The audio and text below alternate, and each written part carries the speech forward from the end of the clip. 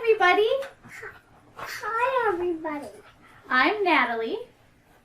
I'm Johnson. Today we're going to be making a card. And we're going to make this card. It was inspired by Rene Magritte.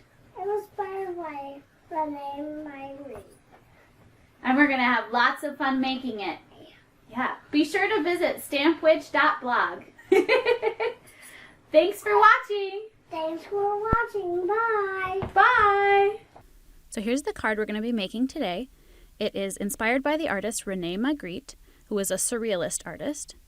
The inside is a beach scene, and the front is a window looking out on that beach scene. The painting matches the background, and part of the surrealism is that it's supposed to match perfectly so that you can hardly tell where one blends into the others.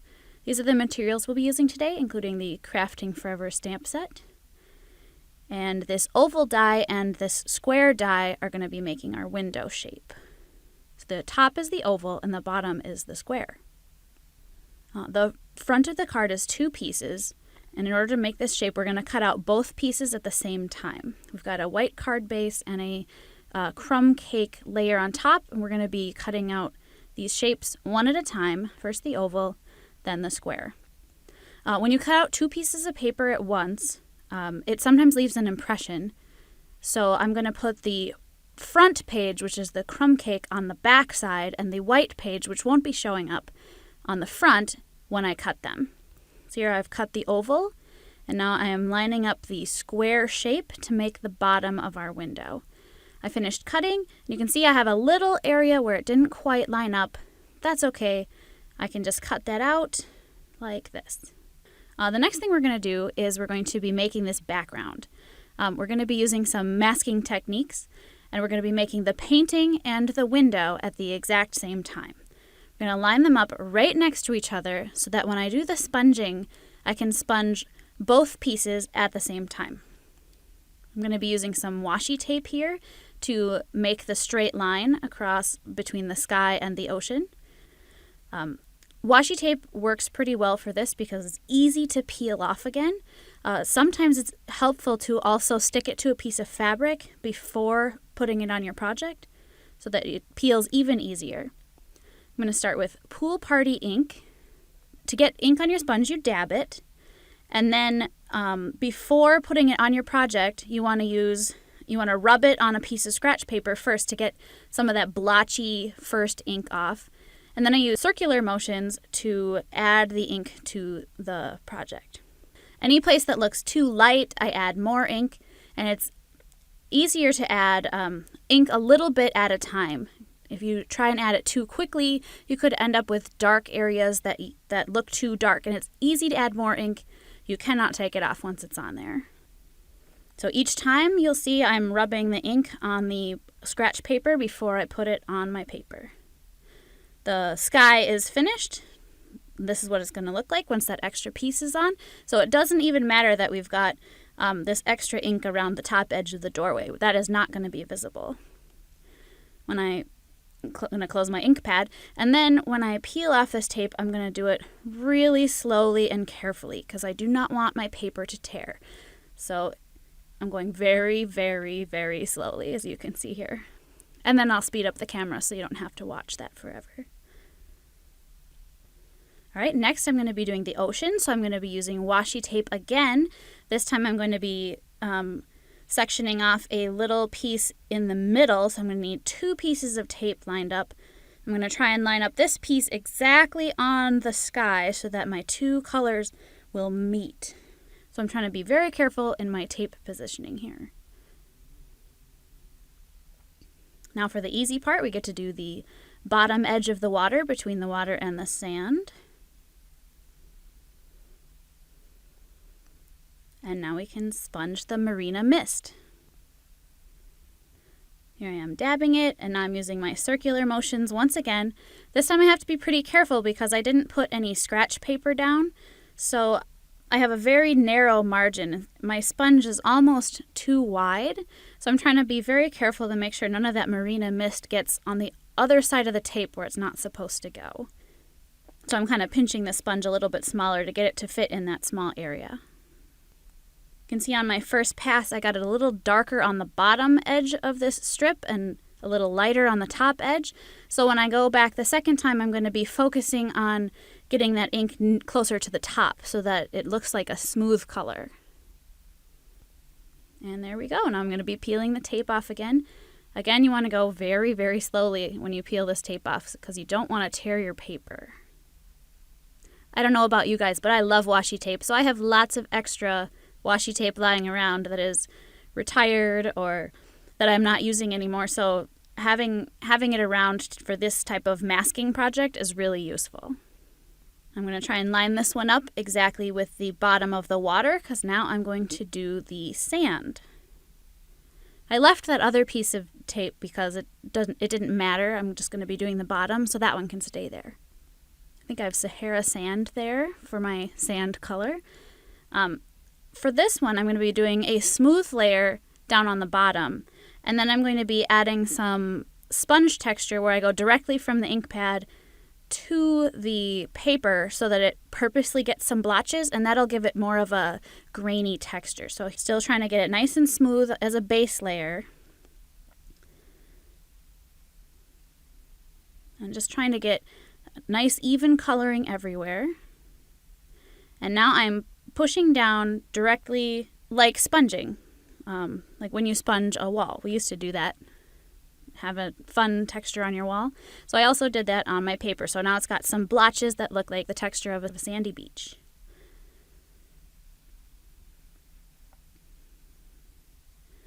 You might notice that I have a little white strip between my sand and my ocean. I didn't have that on my first card, so I didn't have to worry about this. But since there's a little bit of white area there, I decided to use a white gel pen to add a little bit of white foam to my ocean. You know, there's some waves coming in and out. I can have a little sparkle to my water here with some white gel pen, which will hide the fact that I had a little bit of white area that I didn't want to have. Sometimes mistakes are wonderful things because I actually ended up liking this version better than my original version. So just have a couple of dots to show where the sunlight is sparkling off the waves here. Now we're going to check out how we did. See that all that inky stuff is going to get covered up, and we're just going to have this nice beautiful window with a beach scene behind it. And you can see when you open it up, you've got this perfect arch shape where the ink is showing through. We're going to end up cutting the bottom of this because we're going to have a different color floor. It'd be a little weird to have the exact same color floor as walls. So we're going to cut the wall shape separate from the floor. So here we've got the wall, and then we're going to do a Flirty Flamingo floor on this card. It's going to look something like this. And now I'm going to build my little canvas holder. So I've got a piece of crumb cake that's exactly the same size as my painting, and it's going to go right behind it. I'm going to glue them together.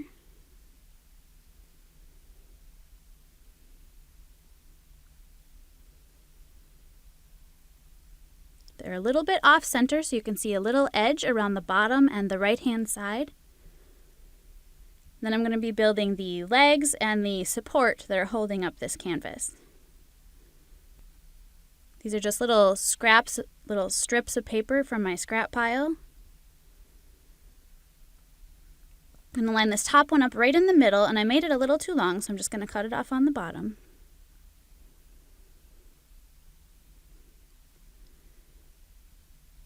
And now I'm going to add the legs. They're going to be at an angle, kind of like the letter A. I cut them extra long so I can glue them down and then determine the length afterwards after I place it on my card front. So I'm going to line it up exactly so that the painting matches the background, and then I can see exactly how long I need my legs to be. I'm going to cut the bottoms so that they're horizontal with the bottom of the card.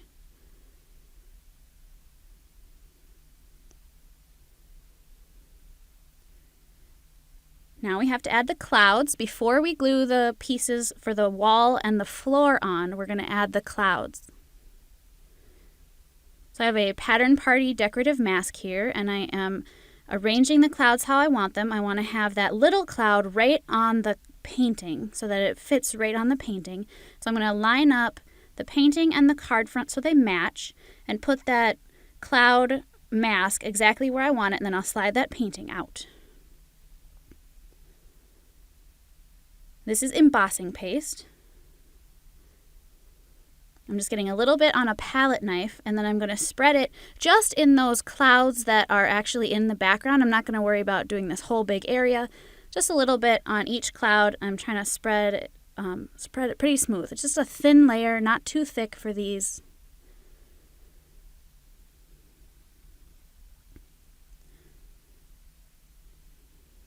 It's helpful to just kind of get it on there first and don't worry about having it be too smooth. I just want to make sure I've got enough on each of these clouds, and then I can smooth it out at the very end. The texture's a little rough to start with. That's okay. If you're having trouble keeping the mask from moving around, you can tape it down. I didn't do it in this case, but some washi tape again can be your friend and can help you hold your card or your mask down so that they do not move while you're trying to put your embossing paste down. And here's where I smooth out those clouds so that they get a nice, smooth, flat texture on the top. And there we go. I've got a little bit of embossing paste around the edge of this door that I want to take off because I don't want that bumpy texture there. So I'm holding the card open very carefully so that I don't smush what I just did on the back side. See, I'm holding that top edge up so that it doesn't smush those clouds, and then I scraped off the extras around the doorway. Now you want to clean up your mask right away.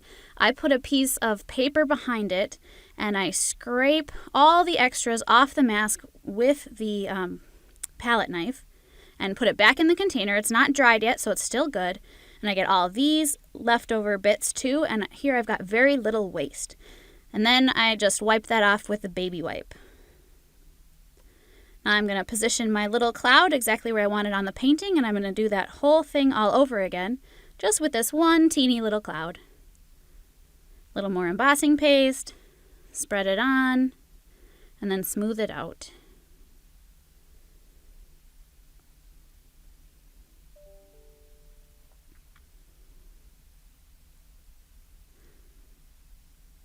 Now that I've finished that, you don't have to watch me clean my mask again. Now I'm going to be putting all these pieces together. Oh, and I forgot, I have to stamp my greeting on here. So I have Sahara sand again, and I'm going to be stamping the greeting from Crafting Forever. When you stamp, you want to lightly tap with these newer ink pads that they're not felt ink pads, they're foam. So they get very inky. You want to tap very lightly. And you always want to check your stamp to make sure you didn't get extra ink on it, which is why I had to wipe it with the wipe there. Had some around the edge. I didn't want to smudge it.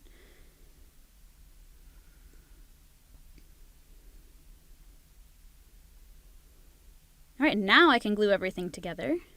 So I'm going to put my paper strip down first on the bottom.